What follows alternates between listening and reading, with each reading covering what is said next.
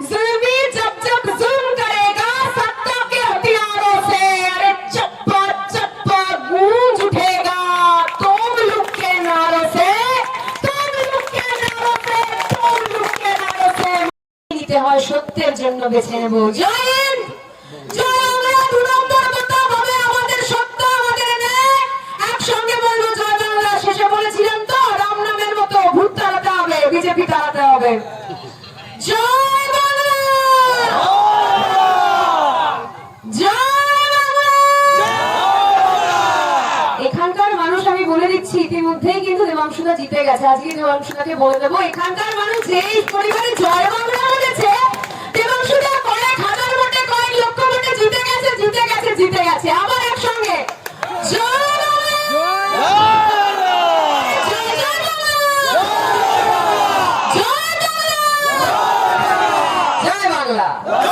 পাচ্ছিলেন যে মানুষ থাকবে কিনা।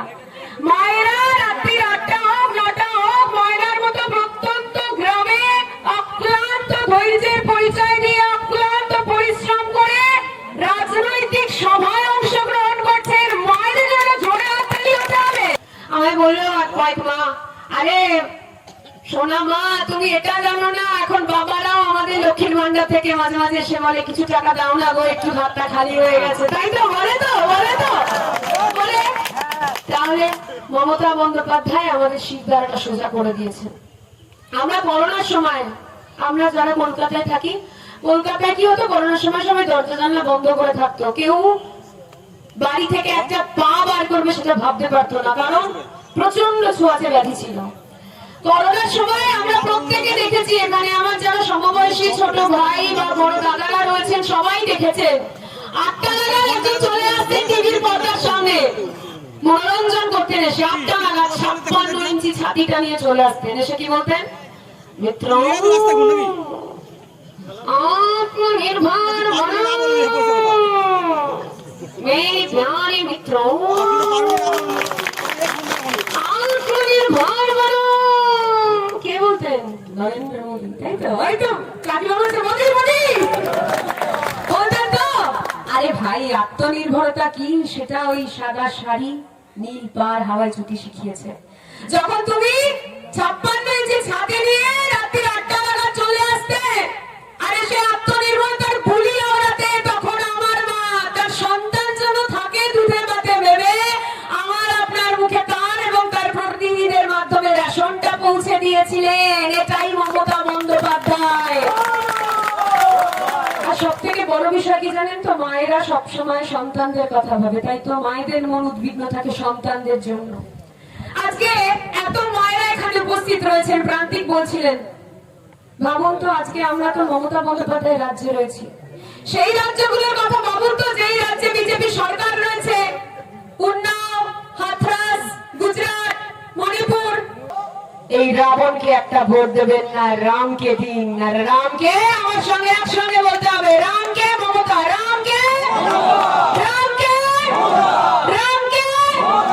তাই মাথায় রাখবেন আমরা রামের ভক্ত, আমরা মমতার ভক্ত। আসলে রাম মমতা, রাম রাজত্ব পশ্চিমবঙ্গ, এটা গুজরাট নয়, উত্তরপ্রদেশ নয়, মণিপুর নয়। জয় হিন্দ, জয় বাংলা। শেষ করার আগে শুধু একটাই কথা বলে শেষ করবো, একটা স্লোগান যেটা স্যার বললেন। গানও গাইবো, নিশ্চয়ই গাইবো। जुल्मी जब जब जुल्म करेगा, অর্থাৎ আমি বাংলাতেও বলে দিচ্ছি, বলবেন এটা গিয়ে যদি ভোট চাইতে আসে বিজেপি আর সিপিএম, বলবে এই এটা তো আমাদের স্লোগান, চুরি করেছে মেয়েটা, বলবে এটা। তখন বলবেন স্লোগান কারো চুরি হয় না রে, এইটুকু বুদ্ধি নেই, কি শিক্ষায় শিক্ষিত হলি তোরা, বলবেন গিয়ে। আরে जुल्मी जब जब जुल्म करेगा सत्ता के हथियारों से, যতবার এই জুমলাবাজ বিরোধী বিজেপি আপনার উপর আপনার ভোট কেনার জন্য কিংবা ভোটের জিতে যাওয়ার পর আপনার ঘরে সন্ত্রাস দেখাবে, ততবার সত্যকে হাতিয়ার হিসেবে বেছে নেবেন আপনি। ওরা সত্যের হাতিয়ারের বদলে সন্ত্রাস দেখায়, সত্যকে হাতিয়ার করে সন্ত্রাস দেখাচ্ছে।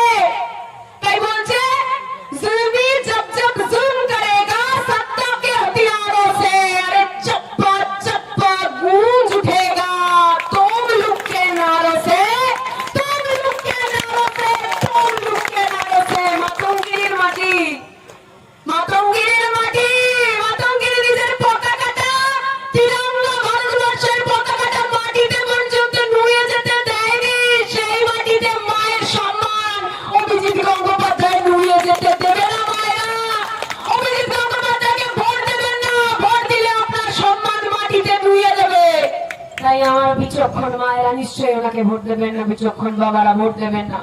কিছু কিছু তার সঙ্গে নাই দেনা দেনা,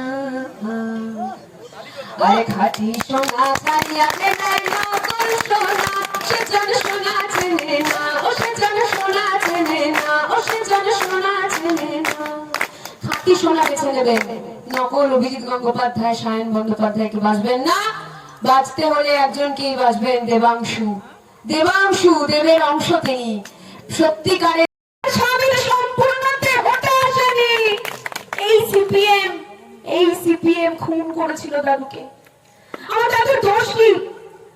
আমার আপনার জন্য লড়াইটা লড়তে গিয়েছিল, তাই দাদু অসুখে মারা গিয়েছিলেন না, দুর্ঘটনায় মারা গিয়েছিলেন না, কপালে ছিল ভবিতব্য না, দাদুকে খুন করেছিল সায়ন বন্দ্যোপাধ্যায় দলের লোকেরা। তাই তাদের একটা ভোট দেবেন না মা, যারা 34 বছরে 34 লক্ষ লাশ ফেলেছে। একটা ভোট দেবেন না, আপনার মেদিনীপুরের মাটিতে রক্ত গঙ্গা বইয়ে দিয়েছিল। একটা ভোট দেবেন না, ওরা 34 বছর করেছে, আর এখন বিজেপি যেই রাজ্যে রয়েছে সেই রাজ্যে করছে, নিজের ক্ষমতা অহংকার দেখাচ্ছে, রাম নিয়ে রাজনীতি করছেন। আরে 133 কোটি দেবদেবী আছে, আপনি একা রামকে আনলেন রাজনীতিতে, বাকিরাও তো যাবে যাইতে, তখন সামলাতে পারবেন তো? পারবেন তো সামলাতে? শুভেন্দু অধিকারী সম্মানীয় বিরোধী দলনেতা, পারবেন তো? আমরা তো পরবর্তী ক্ষেত্রে বলবো ইমান জিন্দা জিন্দাবাদ, জোর গলায় বলবো, মা দুর্গা জিন্দাবাদ বলবো, জোর গলায়, মা সীতা জিন্দাবাদ বলবো, হরে কৃষ্ণ হরে হরে তৃণমূল ঘরে ঘরে বলবো। আমরা বলবো মা লক্ষ্মী জিন্দাবাদ, বাবা গণেশ জিন্দাবাদ। সামলাতে পারবেন তো? এত দেবদেবী রয়েছে, সবাই যাবে রাজনীতির ময়দানে লাইন দিয়ে একে একে করে। তখন কি হবে বিজেপি? তখন কি হবে শুভেন্দু অধিকারী? রাম নিয়ে রাজনীতি করছেন, জানেন? জানেন ওরা? মা রামায়ণের পাঁচালী সবাই পড়েছো, সবাই রামায়ণের গল্প জানো তো? এই গল্পটা বলে শেষ করে দিচ্ছি, আর ধৈর্য পরীক্ষা নিচ্ছি না। রামায়ণ পড়েছো তো সবাই? কি পড়েছিলাম বলবো। দাদা অতি উৎসাহী হয়ে গেছে, দাদা কিন্তু আজকে থেকে তৈরি। দাদা একাই দরকার হলে পুরো অভিজিৎ গঙ্গোপাধ্যায়কে অভিহার গঙ্গোপাধ্যায় করে দেবেন, একদম তৈরি। দাদার জন্য ধরে হাতালিও, দাদা তৈরি আছে, সবাই তৈরি আছে।